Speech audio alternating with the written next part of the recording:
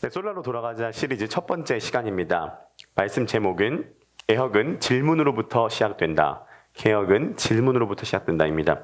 로마서 1장 17절입니다. 복음에는 하나님의 의가 나타나서 믿음으로 믿음에 이르게 하나니 기록된 바 오직 의는 믿음으로 말미암아 살리라 함과 같으니라.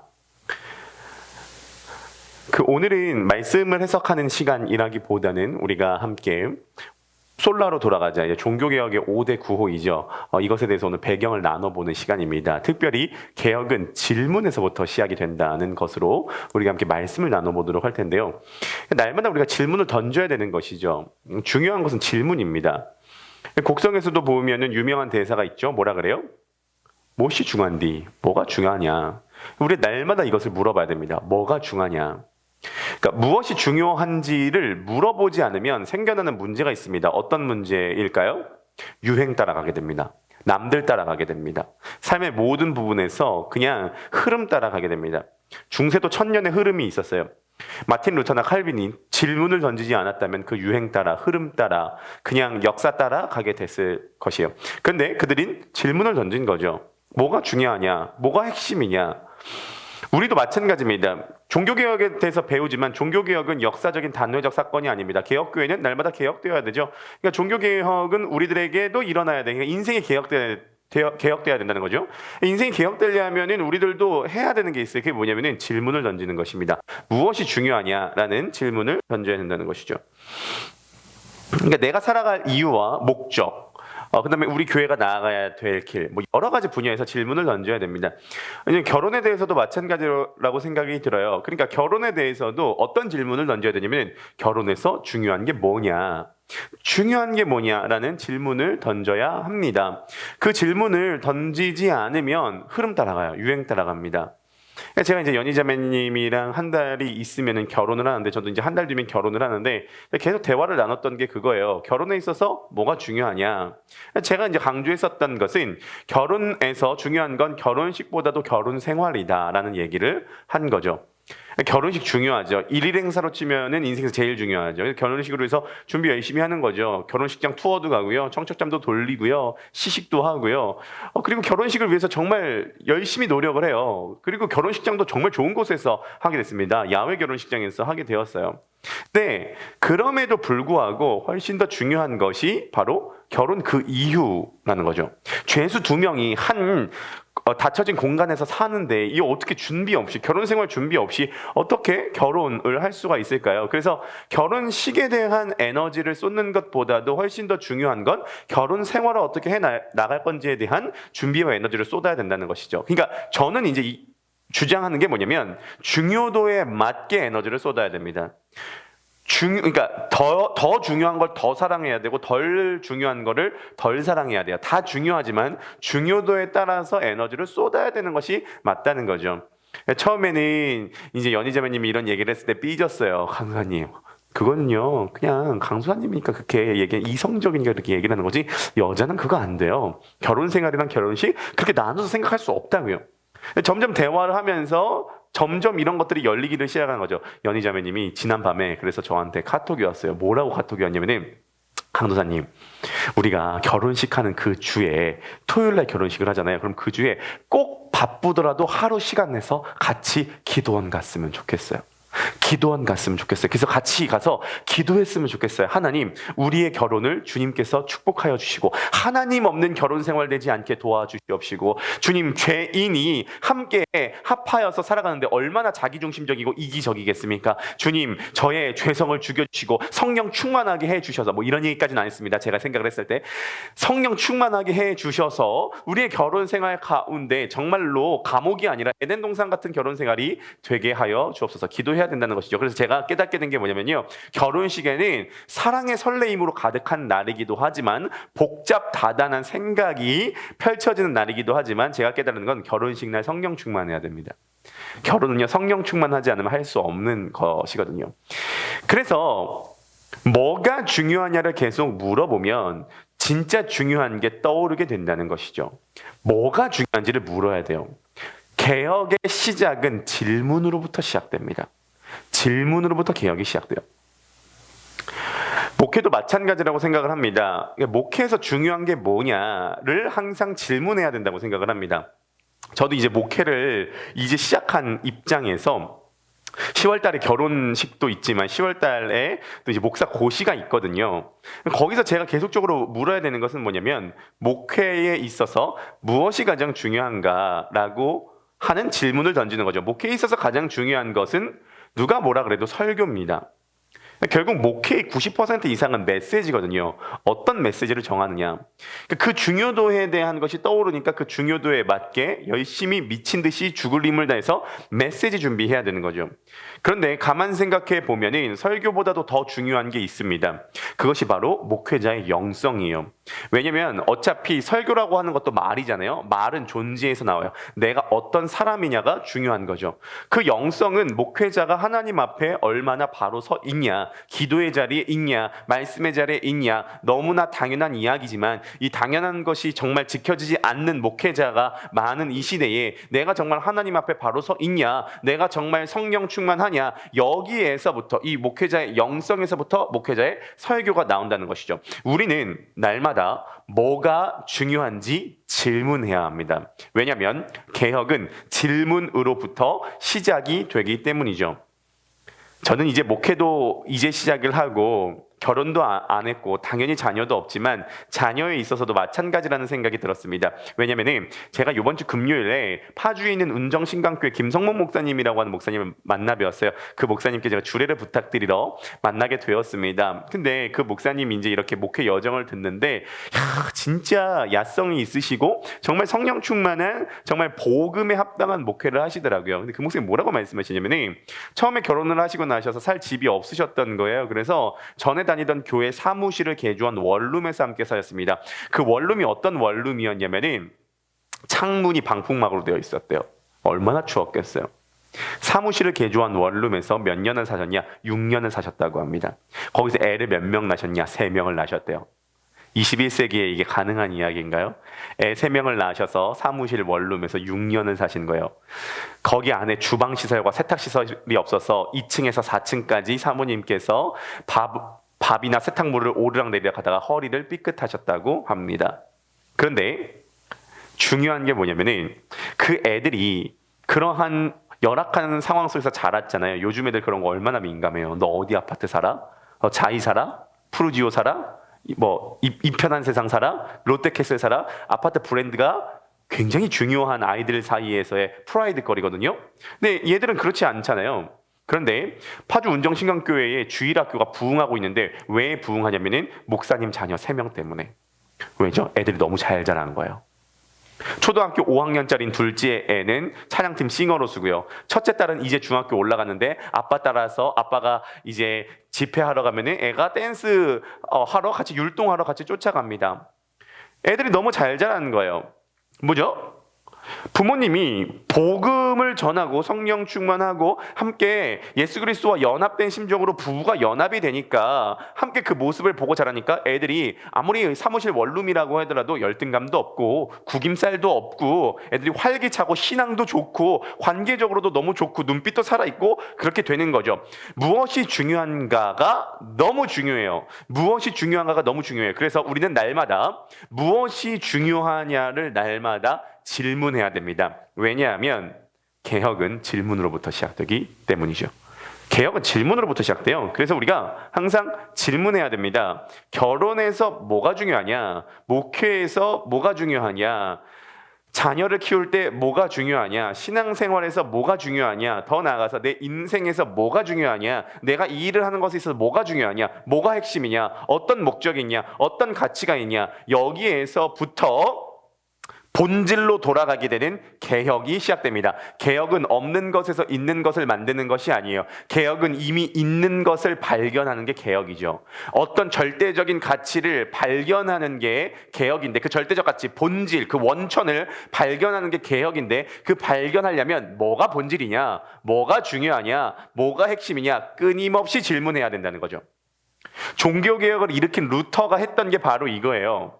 뭐가 중요하냐, 뭐가 핵심이냐, 뭐가 본질이냐를 끊임없이 질문하다가 보니까 점차 형식에서부터 본질로 들어가다 보니까 결국은 이 본질에서부터 터져 나왔던 것이 종교개혁입니다. 오늘날 우리들의 삶에도 개혁이 일어나기 위해서 중요한 게 뭐냐, 다른 말로 본질이 뭐냐, 다른 말로 핵심이 뭐냐라는 것을 질문해야 됩니다. 종교 개혁자들이 질문해서 얻어진 대답은 5가지였습니다. 이것을 5대 솔라라 그러죠.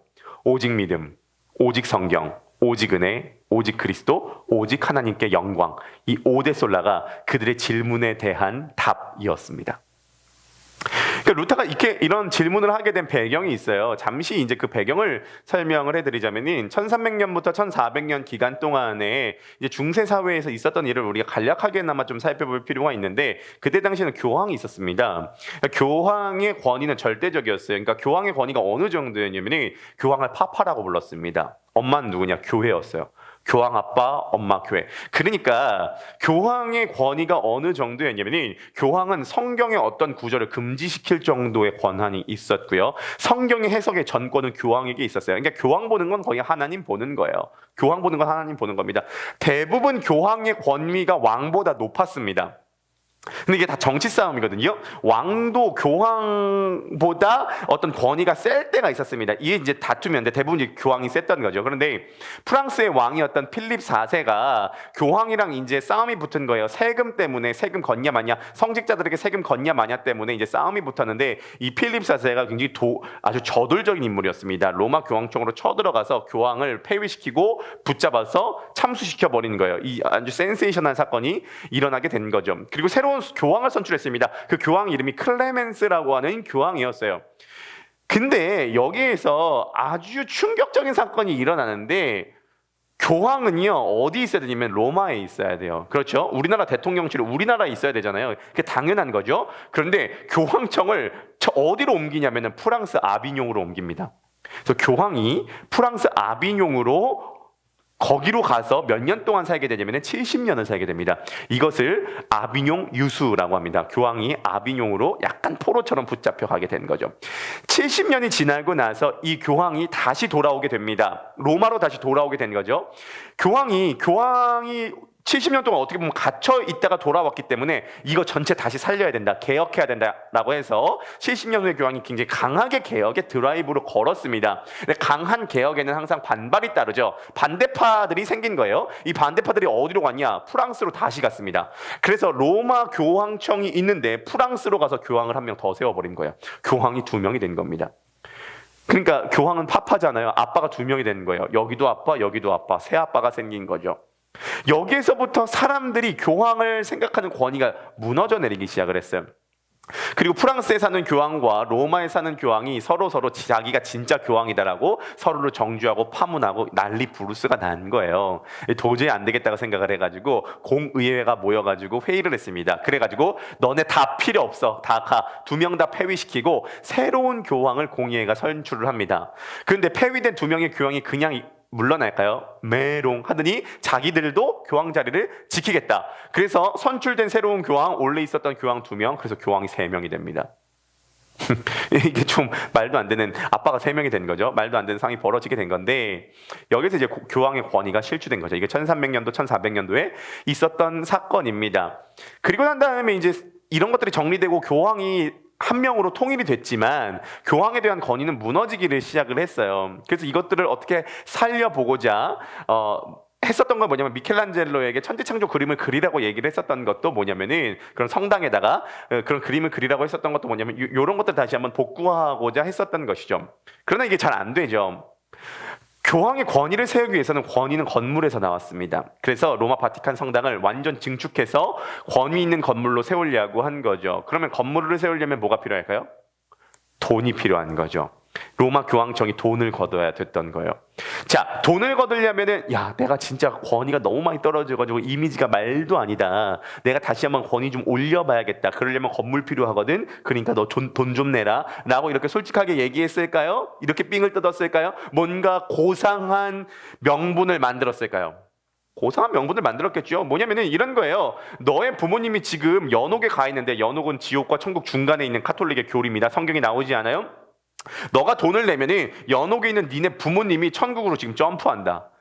뿐만이 아니라 너가 돈을 내면은 너의 죄도 면할 수 있다. 면죄부, 다른 말로 면벌부를 판매하기 시작한 겁니다. 이게 대히트, 초대박을 친 거예요. 성직자들의 탐욕과 백성들의 두려움이 뭉치게 되면서 이제 돈을 내기를 시작을 했던 거고, 여기에서부터 온갖 부패가 시작이 된 것이죠. 이러한 상황 가운데 활동했었던 인물이 마틴 루터였어요.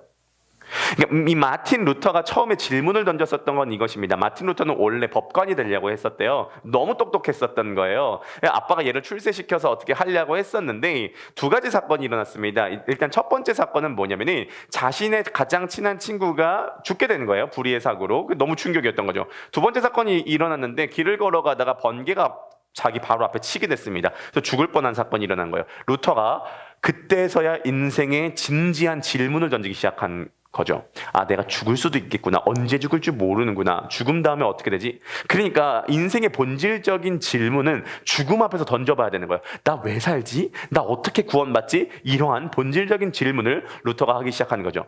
구원에 대한 질문이 생기기 시작하면서 루터는 법관으로 가는 길을 한 번에 포기해버리고 어디로 들어가냐면은 수도원으로 들어가게 됩니다. 그 수도원에서 루터의 고민은 딱 하나였어요. 어떻게 하면 구원받는가? 어떻게 하면 구원받는가? 루터 너무 구원받고 싶었습니다. 그래서 루터가 했었던 건 뭐냐면, 루터가 선택했었던 것은 고행이었어요. 열심히 한 거죠. 새벽 3시에 일어납니다. 하루에 5번 예배를 드려요. 고해성사를 하루에 6시간씩 합니다. 제가요 이런 죄도 저질렀고요. 제가요 피식 웃었고요. 제가요 경박한 춤을 췄고요. 제가 불평불만을 했고요. 제가 사실 오늘 좀 늦잠을 잤고요. 제가 마음 가운데 이런 음란한 생각을 품었고요. 제가 부모님에게 불순종했고요. 제가 이런 것을 했습니다. 6시간 동안 막 고해를 하는 거예요.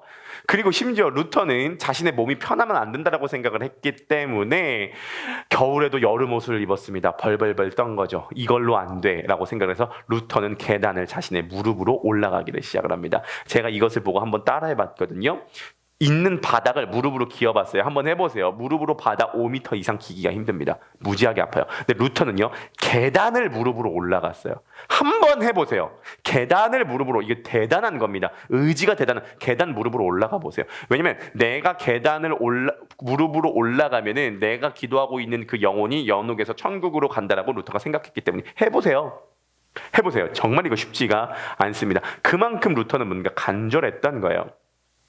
근데 그런 과정 가운데에 루터가 두 번째 질문이 떠오르는 거죠. 그게 뭐냐면, 개혁은 질문으로부터 시작됩니다. 개혁은요, 질문으로부터 시작돼요. 뭐가 중요하냐? 뭐가 핵심이냐? 뭐가 본질이냐? 개혁은 질문으로부터 시작이 됩니다. 루터가 로마로 이제 간 거예요. 로마로 가가지고 너무 설레이는 마음으로 로마에 가서 이렇게 어떤 기독교의 본거지라고 할 수 있는 그곳에서 신앙의 형태를 보는데 이상한 거예요. 뭐가 이상하냐면은, 일단은 백성들은 알아들을 수 없는 라틴어로 설교를 하는데 백성들은 아무도 알아들을 수 없어요. 우리나라에서 설교를 하는데 중국어로 얘기한다고 생각해서 알아들을 수가 없죠. 근데 다 그렇게 하고 있는 거예요. 문제는 그거예요. 다 그렇게 하고 있어요. 그러니까 아무도 질문하지 않아요. 이게 맞아? 이게 맞아? 아무도 질문하지 않아요. 왜냐하면 다 그렇게 하니까. 다 그렇게 할 때는 질문하지 않습니다. 그러므로 질문을 통하여서 유행을 따라가는 것이 아니라 질문을 통해서 본질이 뭐냐, 핵심이 뭐냐가 중요한 것이죠. 루터 그 질문 던진 거예요. 그러니까 신앙의 실력은 질문입니다. 질문이 실력이에요. 질문이 실력입니다. 성경을 보면서도 질문이 필요하고요. 목회를 할 때도 질문이 필요하고, 결혼을 할 때도 질문이 필요하고, 자녀를 키울 때도 질문이 필요해요. 깊이 있는 질문, 본질적인 질문. 하나님께 기도할 때도 질문이 필요해요. 질문이 실력이고, 개혁은 질문으로부터 시작이 됩니다. 저도 이번 주에 목사님 두 분을 만나 뵀거든요. 월요일 날 목사님을 만나 뵙고 금요일 날 또 타교의 목사님을 만나 뵀어요. 각각 거의 4시간씩 대화를 하게 되었습니다. 너무 행복했습니다. 너무 좋았죠. 너무 많이 배웠어요. 근데 제가 왜 많이 배웠냐면, 제가 많이 배울 만큼 많이 질문을 드렸어요. 계속 질문 드렸어요. 하나 질문 드리고 또 질문 드리고, 설교에 대해서 질문 드리고, 목회에 대해서 질문 드리고, 그 다음에 자기를 어떻게 관리하는지, 자기의 마음 관리에 대해서 질문을 드리고, 열정에 대해서 질문을 드리고, 신앙에 대해서 질문을 드리고, 여러 가지 인생 경험에 대해서 질문을 드리고, 핵심적인 질문들을 계속 드리니까 배우는 거죠. 질문이 실력이에요. 개혁은 질문으로부터 시작돼요. 루터는 계속 그 질문을 던지는 거예요. 그러니까 미사를 드릴 때 성만찬을 하는데 카톨릭에서는 그리스도의 몸과 피가 이 빵과 포도주가 된다고 생각했어요. 이 빵과 포도주가 그리스도의 몸과 피라고 생각했어요. 그래서 백성들은 그것을 집지를 못해서 입을 벌리고 있으면 사제들이 넣어줘야 됐어요. 그리스도의 몸을 백성이 직접 만지면 안 된다고 생각했기 때문에. 이게 맞나? 라틴어로 설교하는 게 맞나? 돈을 내면 구원받는 게 맞나? 회개하라 천국이 가까웠느니라의 그 회개를 카톨릭은 고해라고 번역을 했습니다. 이게 맞나? 이게 맞나? 성경을 교황만 해석할 수 있는 게 맞나? 사제가 더 계급 위치 높은 게 맞나? 질문인 거죠. 질문을 던지는 거죠. 우리의 삶 가운데도 질문을 던지는 거죠. 그래서 루터는 질문이 많았습니다. 질문 몇 가지였을까요? 95가지. 그래서 비텐베르크 성당 게시판에 자기가 궁금한 질문 95가지를 게시해 놓은 거죠. 종교개혁의 신호탄이 터지게 된 것입니다. 여러분, 질문한다는 것은 구한다는 거예요. 주님, 제가 인생 왜 살아야 되죠? 제 인생의 가치는 뭐죠? 제 인생의 목적은 뭐죠? 저는 왜 살아가야 되죠? 저는 어떻게 살아가야 되죠? 결혼의 핵심은 뭐죠? 결혼을 통해서 뭘 나타내야 되죠? 주님, 목회의 핵심이 뭐죠? 목회를 통해서 저는 뭘 추구해야 되죠? 자녀를 키울 때 뭘 추구해야 되죠? 제가 사람을 만날 때 뭘 추구해야 되죠? 제가 오늘 예배를 드릴 때 뭘 추구해야 되죠? 뭐가 핵심이죠? 뭐가 중요하죠? 뭐를 제가 추구해야 되죠? 주님, 주님께서 응답하여 주시고 제가 질문 드리는 것에 대해서 주님께서 응답해 주시기를 원하오니 주님께서 역사하여 주옵소서. 질문 던지는 거죠. 근데 이제 이런 게 있을 수 있어요. 질문한다는 것은 다른 말로 찾는다는 거잖아요. 내가 직접 두드리고 찾는다는 것이죠.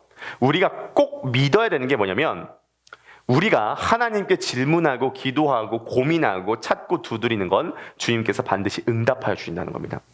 왜냐면 예수님께서 말씀하셨죠? 너무 좋아하는 구절인데요. 구하라 주실 것이요, 찾으라 찾을 것이요, 두드리라 열릴 것이다.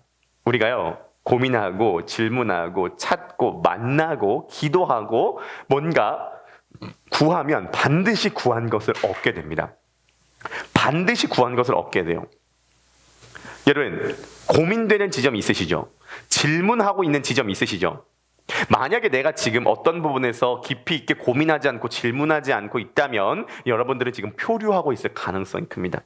여러분들이 만약에 신앙에 대해서 또는 내 인생에 대해서 내가 당면한 문제에 대해서 분야에 대해서 그게 어떤 분야든 내가 직장을 다니든 어떤 새로운 일을 하든 사람을 만나든 이 부분에 대해서 내가 질문하고 고민하지 않으면 표류하고 있든지 변화되지 않고 정체하고 있을 가능성이 큽니다. 정체되고 있든지 표류하고 있을 가능성이 큽니다. 사실 정체된 것은 표류하는 거랑 똑같아요. 정체되면 표류하는 거죠.